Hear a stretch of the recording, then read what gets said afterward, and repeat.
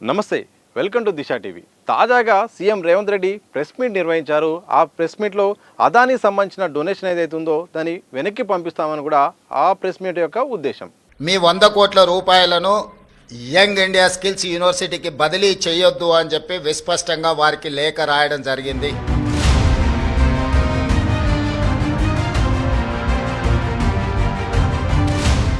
కానీ ఆ press meet చివరిలో విలేకరులు అన్న ప్రశ్నకు ఒక సంచలనమైన వ్యాఖ్యలు చేశారు. ఆ వ్యాఖ్యను ఇప్పుడు కొత్త చర్చకు లేపుతుంది. అదే బీఆర్ఎస్ నుండి కాబోయే సీఎం కవిత అని. ఆ ఛాన్స్ ఒకవేళ తీసుకుంటే కేసీఆర్ ఫ్యామిలీలా ఆల్రెడీ వాళ్ళ చెల్లెలు జైలు పోయి వచ్చింది. ఆ ఛాన్స్ ఆల్రెడీ వాళ్ళ చెల్లెలు కొట్టేసి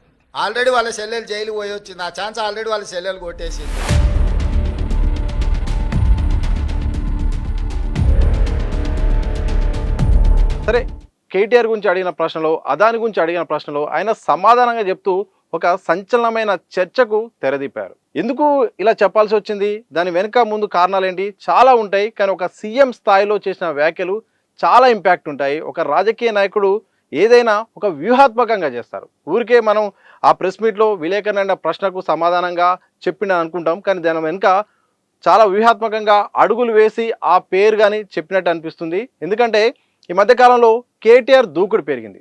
వరుసగా కామెంట్లు చేస్తున్నారు, ప్రభుత్వాన్ని ఇరుకున పెట్టే వ్యాఖ్యలు చేస్తున్నారు. అలాగే కేటీఆర్ అరెస్ట్ అనే వ్యాఖ్య కూడా వినిపిస్తుంది. ఈ సందర్భంలో కేటీఆర్ అరెస్ట్ కాబోతుందని ఒక వర్గం సమాచారం అయితే, నన్ను అరెస్టు చేయండి అని ఇటు కేటీఆర్ అంటున్నారు. ఈ యొక్క పరిణామాల నేపథ్యంలో తాజాగా సీఎం రేవంత్ రెడ్డి మాట్లాడుతూ కేటీఆర్ సీఎం కావాలనుకుంటున్నాడు, సీఎం కావాలనే నేపథ్యంలో అరెస్ట్ కావాలని ఉత్సాహంగా ఉన్నాడు. అంటే ఎప్పుడెప్పుడు అరెస్ట్ అయితే అప్పుడు నేను నెక్స్ట్ సీఎం నేనే రేస్లో ఉంటానని కూడా ఆయన కలలు కంటున్నాడు. కానీ ఆ కలలు నెరవేరవు. ఎందుకంటే ఒకవేళ కేటీఆర్ అరెస్ట్ అయితే సీఎం అవుతానని అనుకుంటున్నాడు. కానీ అంతకంటే ముందే బీఆర్ఎస్ కుటుంబం నుండి కవిత అరెస్ట్ అయింది కదా, ఆమె కదా కావాల్సింది, ఆ ఛాన్స్ను కవిత కొట్టేసింది కదా అని రేవంత్ రెడ్డి మాట్లాడారు. నిజంగా ఇది చాలా కీలకమైన వ్యాఖ్య. ఒక సీఎం స్థాయిలో ఉన్న వ్యక్తి సాధారణంగా కొన్ని అంశాలను మాట్లాడరు, కొన్ని అంశాలను మాట్లాడినట్టు మాట్లాడతారు, సరదాగా మాట్లాడతారు, ఒక పాయింట్ ఎగ్జాంపుల్గా మాట్లాడతారు. కానీ కవిత పేరు తీయడం ద్వారా ఒక పెద్ద చర్చనైతే ముందు తీసుకొచ్చారు. మనం ఎగ్జాంపుల్లో చూస్తే చాలామంది రాజకీయ నాయకులు కూడా చర్చ తీసుకొస్తారు. మన పెద్ద పెద్ద రాజకీయ నాయకులు కూడా చిట్చాట రూపంలో కానీ ప్రెస్ మీట్ల రూపంలో కానీ డైరెక్ట్గా కొన్ని వ్యాఖ్యలు చేస్తారు. చంద్రబాబు నాయుడు విషయానికి వద్దాం. ఏపీ సీఎం అయిన తర్వాత తిరుపతి లడ్డు గురించి కూడా ఆయన ఇలాగా చర్చ తీసుకొచ్చారు. ఒక పెద్ద చర్చ జరిగింది. ప్రతిపక్ష పార్టీని తిట్టడం సరే, తదనంతరం చాలా జరిగాయి. దాంతోపాటు పవన్ కళ్యాణ్ కూడా దాని కొనసాగింపుగా ఈ ధర్మరక్షణ బోర్డు సనాతన ఉండాల్సిన అవసరం ఉందని ఆయన ఒక చర్చ తీసుకొచ్చారు. గతంలో సీఎం కేసీఆర్గా ఉన్నప్పుడు కూడా రాజ్యాంగాన్ని మార్చాల్సిన అవసరం ఉందని ఆయన చేసిన వ్యాఖ్యలు కొన్ని రోజుల పాటు, కొన్ని నెలల పాటు కూడా మొత్తం ఒక ప్లస్ మైనస్ అన్ని రకాల చర్చలు జరిగాయి. అంటే ఒక అంశాన్ని తీసుకొచ్చి చర్చ జరిగేలాగా చేస్తారు. తాజాగా రేవంత్ రెడ్డి కూడా అలాంటి చర్చనే తీసుకొచ్చాడని కూడా అనిపిస్తూ ఉంది. ఎందుకంటే అదానికి సంబంధించిన అంశం తీసుకొచ్చారు, అదానికి సంబంధించిన దానిపైన బీఆర్ఎస్ వాళ్ళకి కౌంటర్ ఇస్తారు. కానీ బీఆర్ఎస్ కౌంటర్ ఇవ్వలేని ఒక కొత్త చర్చ తీసుకొచ్చారు. కవిత పేరు తీసుకురావడం వల్ల బీఆర్ఎస్ శ్రేణులు కూడా మాట్లాడలేని పరిస్థితి. ఎందుకంటే సొంత పార్టీ సంబంధించిన వ్యవహారం, మాజీ సీఎం కేసీఆర్ కూతురు, ఇటు కేటీఆర్ కొడుకు, ఈ నేపథ్యంలో వాళ్ళకే మాటలు వచ్చేలాగా చేస్తారు. అంటే ఒక వర్గం ఎస్ కవిత కావాల్సిందే, కవిత లీడ్ చేయాల్సిందే అని ఒక వర్గం స్టార్ట్ చేస్తుంది. ఇటు కేటీఆర్ అంటే ఒకరికి ఒకరు కంపారిజన్, ఆ పార్టీలోనే ఒక వాళ్ళ యొక్క యుద్ధం, వాళ్ళ యొక్క ఆరోపణలు వచ్చి వీళ్ళకు అంటే కంపారిజన్ వచ్చేలాగా కూడా ఒక చర్చ తీసుకొచ్చాడు, లైమ్ లైట్లోకి తీసుకొచ్చాడని చెప్పొచ్చు. ఎందుకంటే ఈ మధ్యకాలంలో మనం మొన్న కూడా ఒక వీడియో చేసాం దిశ టీవీలో, జనంలోకి త్వరలో కవిత అని కూడా చేసాం. ఆ నేపథ్యంలో ఆమె కూడా ఈ మధ్యనే బయటకు వచ్చింది, కులంగన గురించి మాట్లాడుతుంది, ఈ పూలే ఫ్రంట్ అని కూడా పెట్టింది. సో ఇవన్నీ మాట్లాడుతుంది. సో ఈ నేపథ్యంలో కవిత అనే పేరును లైమ్ లైట్లోకి రేవంత్ రెడ్డి కూడా తీసుకొచ్చాడు. ఒకవైపు ఆమె రావడం, అదే నేపథ్యంలో బీఆర్ఎస్ నుండి కాబోయే సీఎం కవిత అని ఒక సీఎం స్థాయిలో చేసిన వ్యాఖ్యలు సంచలనమైనవి. ఆ పార్టీలో ఒక రకమైన వాతావరణాన్ని క్రియేట్ చేసిన పరిస్థితి. ఒకవైపు ఇటు హరీష్ రావు, ఇటు కేటీఆర్ జోడెద్దులాగా ప్రభుత్వంపై విరుచుకుపడుతున్నారు, దూకుడుగా వెళ్తున్నారు, ప్రజా సమస్యలపై మాట్లాడుతున్నారు.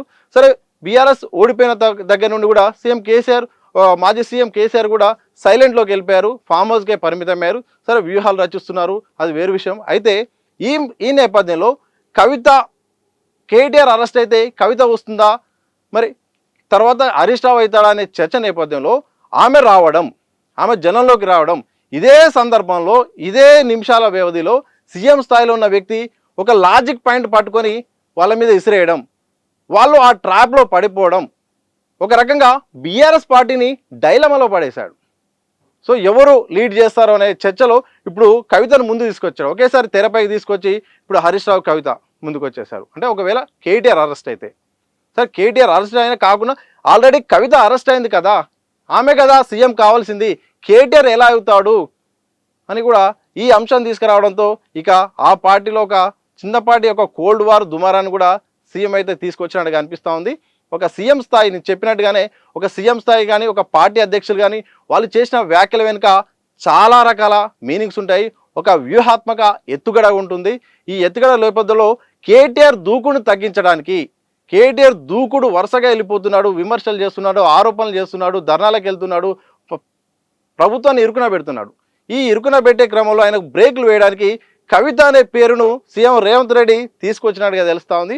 మరి ఈ నేపథ్యంలో పార్టీ ఎలా స్పందిస్తుంది, పార్టీలో ఒక చర్చకి ఇది ఒక కారణం అవుతుందా, నిజంగానే కవిత లైమ్ లైట్లోకి వచ్చి కేటీఆర్ను డామినేట్ చేస్తుందా, ఒకవేళ కేటీఆర్ అరెస్ట్ అయితే ఆ ప్లేస్ను భర్తీ చేసేది కవితనేనా, సీఎం ఎందుకు ఈ వ్యాఖ్యలు చేయాల్సి వచ్చింది? సరే, సాధారణంగా ఆ ప్రశ్నలు అడిగిన క్రమంలో చెప్పినట్టుగా అయితే ఇది తీసుకోవాల్సిన అంశం అయితే కాదు. నిజంగా ఒక వ్యూహాత్మకంగా కేటీఆర్ను సైడ్ చేయడానికి ఒక పర్సన్ మళ్ళీ ముందు పెట్టడానికి ఒక చర్యలాగా అనిపించింది. మరి చూడాలి కవిత ఎలా ముందుకెళ్తుంది. ఈ యొక్క సీఎం రేవంత్ రెడ్డి చేసిన వ్యాఖ్యలు ఎటు దారి తీస్తాయి? అదాని వ్యవహారం పక్క పెడితే అసలు ఆ పార్టీ కౌంటర్ ఇవ్వలేని పరిస్థితికి సీఎం రేవంత్ రెడ్డి చేసిన వ్యాఖ్యలు అయితే ఉదాహరణగా కనిపిస్తున్నాయి. చూడాలి మరి ఈ పరిణామాలు ఎటు దారి తీస్తాయో, రాజకీయాలు ఎటువైపు వెళ్తాయో, తెలంగాణ తాజా రాజకీయాల్లో బీఆర్ఎస్ ప్రభావం ఎలా ఉంటుందో, ఆ ప్రభావంలో కవిత లీడ్ రోల్ ఏందో మరికొద్ది రోజుల్లో మాత్రం తెలియాల్సి ఉంది.